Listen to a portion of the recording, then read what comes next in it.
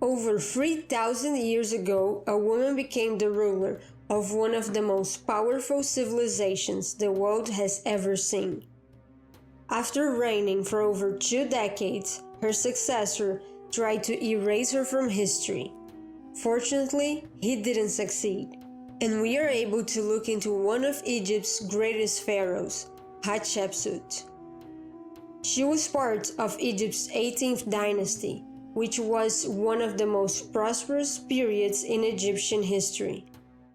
She was born in around 1508 BCE and was the oldest daughter of the pharaoh Thutmose I. When she was around 15 years old, her father died, and her half-brother Thutmose II inherited the throne. His mother had been a minor wife to the pharaoh, meaning that she wasn't his royal wife. So, in order to legitimize his claim to the throne, he married his stepsister, Hatshepsut.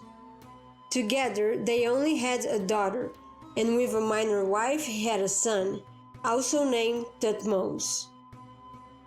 When Thutmose II died, his son inherited the throne.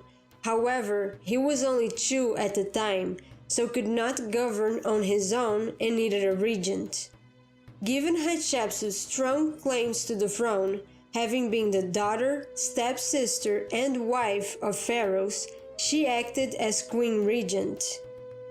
But after only 7 years as regent, she declared herself co-ruler with Thutmose III. It's unclear what led to this, but she was effectively the pharaoh, ruling with full powers, becoming the second female pharaoh we know of up to that point. In ancient Egypt, women had more rights and freedoms than in many other civilizations at the time. Women had access to education, could own property, and had their own choice of jobs. Legally speaking, they had the same rights as men. So there was nothing that would legally stop a woman from becoming pharaoh. But Egypt was still a patriarchal society, where men dominated government and politics. So it was very unusual to have a female pharaoh, and Egyptians strongly valued tradition. And Hatshepsut was well aware of that, so she portrayed herself as a legitimate ruler with divine status. She gave herself a new name, Matkare, a reference to the Egyptian concept of Mat, seen as the basis of civilization, representing truth and order. She was depicted in the same way male pharaohs were depicted, but this wasn't an attempt to pass as male. Rather, that was the way pharaohs were depicted in ancient Egypt, regardless of their gender. Although she is seen as a diplomatic leader, she led military campaigns in Nubia and in Canaan. And she might even have led her troops herself into battle against Nubia. Her heir, Thutmose III, took part in military campaigns, and when he came of age, she appointed him head of the Egyptian army. However, her reign was mostly peaceful, as Hatshepsut focused more on trade than in war.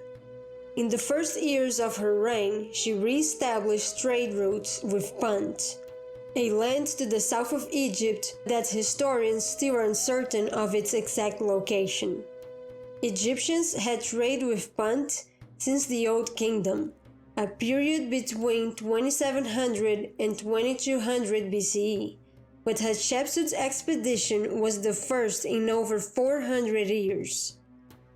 Her exact reason for re-establishing trade with Punt is unclear. One theory is that she wanted to prove herself against those who question her legitimacy to rule.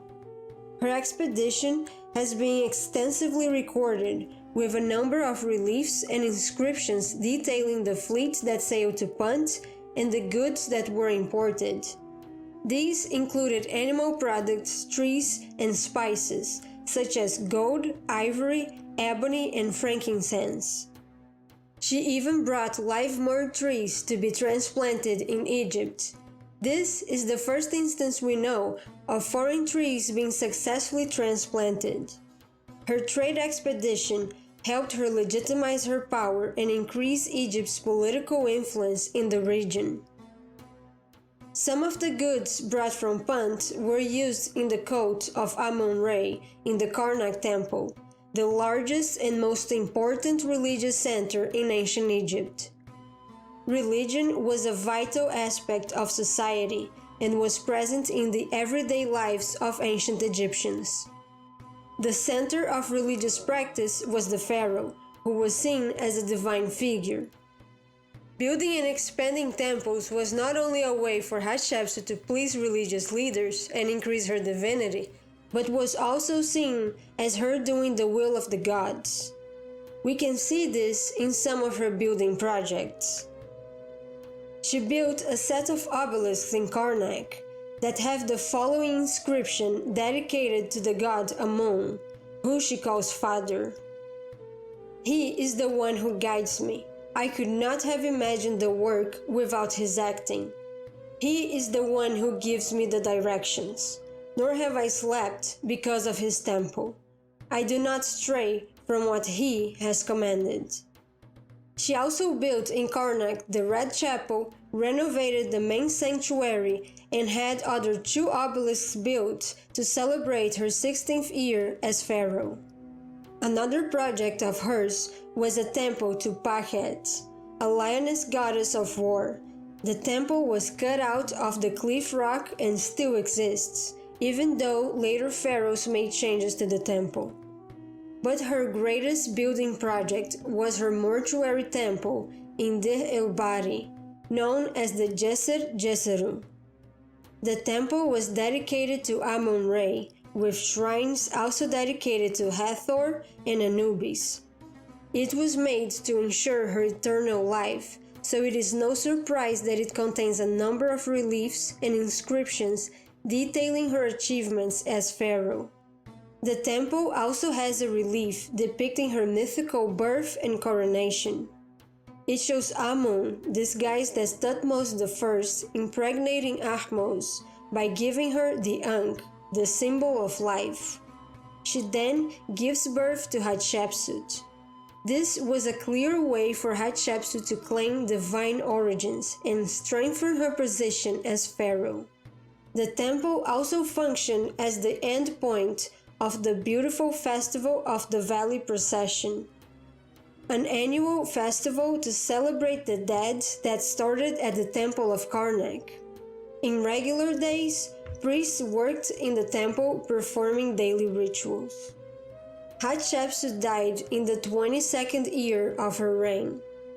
It is believed that she died of diabetes and bone cancer when she was around 50 years old. A popular theory is that she accidentally poisoned herself using a lotion for a skin disease that in fact contained toxic ingredients, killing herself in the long run. After her death, Thutmose III became pharaoh. He was a very successful pharaoh and is considered to be one of the greatest military leaders in history. But he is also remembered for trying to erase Hatshepsut from history. He only started erasing reliefs and depictions of her some 20 years into his reign, so it wasn't as if he had resented her from the beginning. There is no evidence that he was unhappy with his role while she was pharaoh. He was in control of the army, which not only demonstrates how Hatshepsut trusted him, but if he actually wanted to rebel against her, he had the means to do so. But he never did, and when she died, he kept the religious and administrative leaders she had appointed. There is actually no evidence of what motivated him to try to erase her from history. Some historians believe that this was done to protect the legitimacy of his heir, Amenhotep II. Considering that he started defacing her monuments towards the end of his reign, it's possible that he wanted to show that the power passed down from his father to him and then to his son. It could also have been a way to send a message that pharaohs should be male and discourage the possibility of another female pharaoh. Whatever the actual reason was, she remained forgotten for centuries after her death, only being rediscovered in the beginning of the 20th century by the British archaeologist Howard Carter, who would later discover the tomb of Tutankhamun. In 1904, Carter was exploring the KV-20 tomb in the Valley of the Kings and found a number of artifacts with her name on them referring to her as pharaoh, but her sarcophagus was empty.